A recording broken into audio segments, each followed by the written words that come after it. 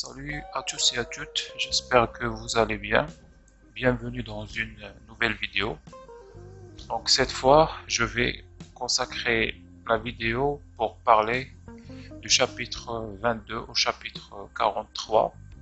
Donc on va voir ensemble les lieux et les événements principaux, voir certains personnages. Voilà, donc on va commencer.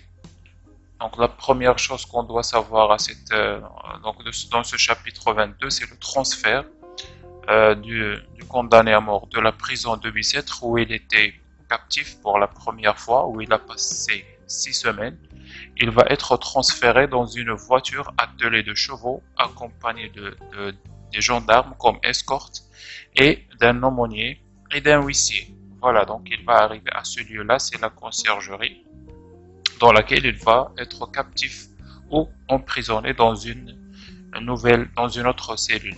Voilà, donc pour le chapitre 22, c'est le transfert ou le voyage du condamné de Bicêtre à la conciergerie. Le condamné va être transporté de Bicêtre à la conciergerie dans une voiture attelée de chevaux et accompagné de l'huissier et de l'aumônier.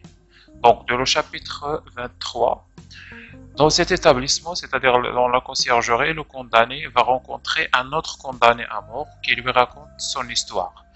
Donc il y aura une rencontre entre notre condamné, notre personnage principal, et un autre condamné à mort qui va le remplacer à la cellule de Bicêtre. Donc l'histoire de ce condamné, donc c'est un vieil homme qui va raconter son histoire et elle est résumée là. Donc l'histoire du vieux condamné à mort, à 6 ans, il n'avait ni père ni mère, son père était voleur et il est guillotiné. C'est-à-dire que son père était mort aussi dans la guillotine et a été voleur. Donc à 9 ans, quand il avait 9 ans, il commence à voler les gens.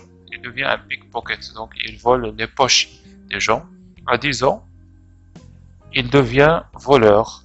À 17 ans, il devient cambrioleur qui vole les maisons. Il passe 15 ans de prison. Donc c'est la première fois qu'il va entrer en prison. Il va y passer 15 ans. À 32 ans, après sa sortie de la prison, il n'a pas trouvé de travail. Les gens ont peur de lui. Il rentre à la prison après avoir volé du pain. Il s'évade de la prison. Donc après sa sortie, il va retourner encore une fois parce qu'il a volé du pain et parce qu'il n'a pas trouvé un travail dans la société. Donc ces derniers jours, il les passe comme un bandit donc qui vole et qui agresse les gens dans les chemins. Donc un bandit qui vit des agressions. Enfin, il sera condamné à mort lui aussi et il va partir, lui, à Bicêtre à la place de notre condamné, c'est-à-dire du personnage principal. Bien. Donc pour le chapitre 25, après la rencontre de ce vieux condamné, le narrateur va être transféré dans une dans une autre cellule que la voici. Après la rencontre avec son héritier, c'est-à-dire l'autre condamné, le narrateur va être transféré dans une cellule. Il demande des feuilles et une plume pour écrire et ils lui ont demandé une plume, un encrier et des feuilles pour continuer son écriture.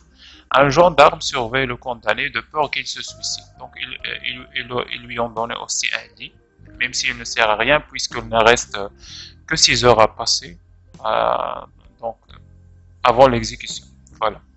Donc pour le chapitre 26, le narrateur va penser à sa fille. Le condamné à mort pense à sa fille Marie. Il exprime son inquiétude pour son avenir, pour l'avenir de sa fille. Il ne sait pas que deviendra-t-elle après sa mort. Il dit certaines phrases, donc on va les trouver dans le chapitre 26. Oh ma pauvre petite fille, encore 6 heures et je serai mort. Qui est-ce qui t'aimera? Tous les enfants de ton âge auront des pères, excepté toi. Voilà.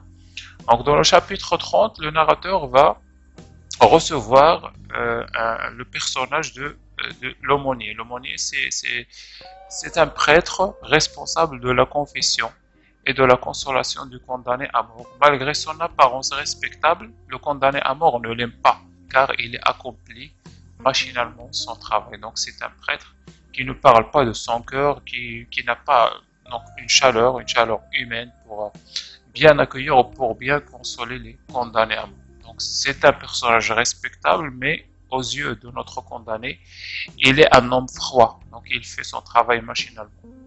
Voilà, donc dans le chapitre 43, Marie, la fille du condamné, vient pour le visiter, mais malheureusement, elle ne le connaît pas.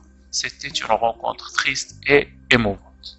Donc voici les lieux, les événements et les personnages principaux, donc allant du chapitre 22 jusqu'au chapitre 43. Le lieu principal, c'est la conciergerie. Voilà, merci pour votre attention. On se verra dans une nouvelle vidéo dans laquelle je vais traiter la suite du roman. Au revoir.